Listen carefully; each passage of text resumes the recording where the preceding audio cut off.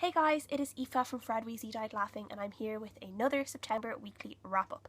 So I got to read 4 books this week, which I'm pretty happy about, and the first book that I read was Unmarked by Garcia. This is the second book in the Unbreakable series.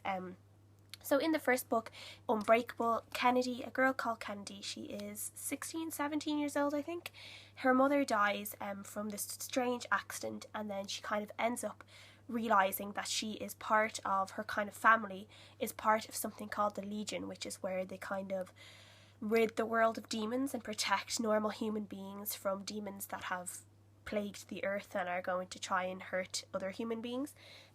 So I was a little bit iffy into going into this. I just happened to see it in the library, so I picked it up. I read Unbreakable at the very start of this year. However, I couldn't remember anything that happened on Unbreakable. It just obviously didn't really make an impact on me.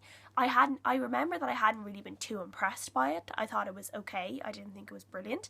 But I literally couldn't remember anything that had happened in Unbreakable. So I had to go and Google kind of a summary on it. Luckily, when I started reading this, some things started coming back to me. And I was able to quite easily follow on. It was good.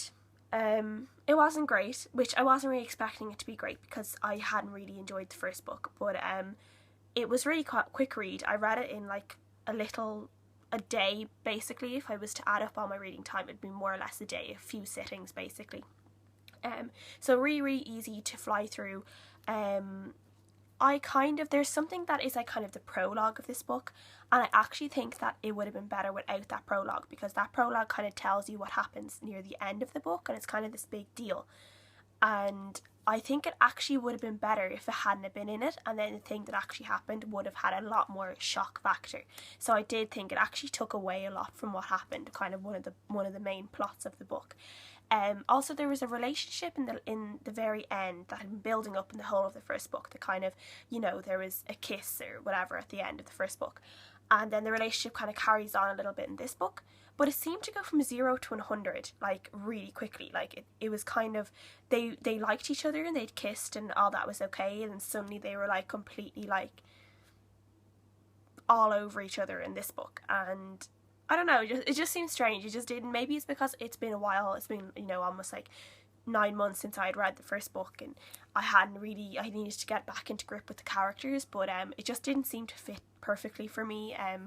It was just strange. I just thought it was kind of strange. But overall it was good. Obviously I'm afraid I can't really say too much about it because I don't want to spoil it, the first book for people. I just gave it 3 out of 5 stars in the end, and I will read the last book. I might as well, seeing as I've read the first 2. The next book I read was on my Kindle, and it was the Soul Teef by Majanka Verstraete. And I don't know whether I'm saying that name right. It just completely eludes me how to say that second name. I'm so sorry if I got it wrong. So the Soul Teef tells the tale of Riley. And when Riley, she is 16 years old, and she thinks that she's just a normal human. She's normally a teenage girl going through her life, and she ends up getting into quite a bad accident. And then when she is being rescued from this accident, she sees this girl going over to a boy who's been injured and seemingly taking his soul. And it turns out that Riley isn't actually a full human. She's something called a halfling. So her real father is an angel of death, which basically means he collects souls and brings them up to heaven.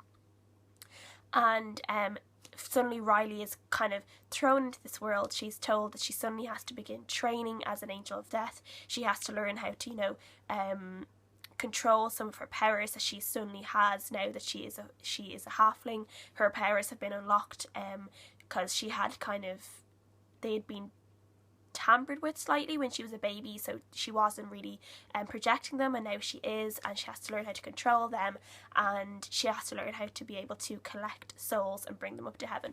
I really love the whole plot of this book, and the whole, the aspect that she could collect souls, and she was something called an angel of death. That was really cool. There was not too much about like kind of the whole hierarchy of angels that is going on in this book. I wish there was a little bit more. I hope in the next book we will get more of that. But it was quite good. I could see it builds up quite well. Riley is a little bit stupid. She's a bit annoying at times. She's not my favourite character, but she's not too bad either. The one problem I had with this is, I don't really want to say this as a spoiler, but while there's a lot of relationships in YA books where, you know, there's some sort of, you know, mythical creature, vampire, angel, fairy, whatever, and then they end up getting into a relationship with a teenage girl. Sometimes that's okay. I can kind of deal with the whole Twilight thing. Edward was what, he was over 100 years old. I can kind of deal with that. But then with this book, a relationship happens where the person is like thousands of years older. This girl is only 16, and this person that she's kind of is falling for is thousands of years old. And that is just so creepy to me. It just completely grosses me out. I wouldn't mind if she was 18. If she was 18, or if she was literally on the cusp of being 18, I think I would be able to deal with it better, but she's not. She's 16. And I know for 16-year-olds, you're probably like, what's the big deal? Like, we're basically adults. But when now, I'm 23 now, and I think back when I was 16, and I'm like, oh my god, I was a baby. Like, I didn't know anything. So yeah, I just can't deal with these relationships anymore in these books. I just think they're completely gross. So I gave it 3.7 stars, I think, overall. I just wish that relationship hadn't really been there, and it didn't really add anything to it. The plot could have been fine if they just stayed friends and had that mentor-mentee relationship. The next book that I read was Seraphina by Rachel Hartman, and I've heard lots of mixed reviews about this book, so I really didn't know what to expect going into it. This book basically tells the story of Seraphina, who lives in a land where humans and dragons coexist, and there's a very fragile treaty that actually exists between humans and dragons, because there was a war that went on for a long time, and the treaty has only been in existence for 40 years, and it is still, you know, it's always on the brink of breaking, because there's not a great relationship between humans and dragons. Dragons kind of think humans are a little bit diseased because they think of emotions as disease and as sickness, and obviously humans feel a lot of emotions, so the dragons don't really know how to handle that. And then obviously the humans are scared of dragons, and they portray a lot of prejudice against the dragons as well. And the dragons can actually take human form. They're able to kind of shed their dragon skin and become human for a period of time. And Seraphina is actually half human, half dragon, because her mom, who died in childbirth, was a dragon in human form. So Seraphina is kind of completely on her own. She's very isolated. She has scales on her arms and on her belly, and she's always afraid that someone's going to find out what she is. And she ends up she's supposed to always be trying to kind of keep isolated and not let people get too close to her in case they discover what she is, but she ends up kind of going on this kind of weird kind of quest, kind of a mission with the prince of the kingdom, and to find out what happened to the other prince who was found beheaded, and they think that a dragon might have done it. So she ends up kind of going into this kind of weird journey and trying to find what happened to this prince. And then there's all these weird other things that she has this kind of whole little imagination and people in her head. It's really hard to explain, but she has this whole kind of weird thing in her head, and it turns out that the people that have been in her head for a lot of her life are actually quite real, and she ends up having to go and try and find them and bring them into her life and discover why they're suddenly coming into her life now. And yeah, it's kind of hard to explain. I found it quite difficult to really grasp this world for quite a while. It was one of those books that I was quite a bit into before I really decided on it, and I was very iffy on it for a long time. I think it was almost like there was too much going on in it.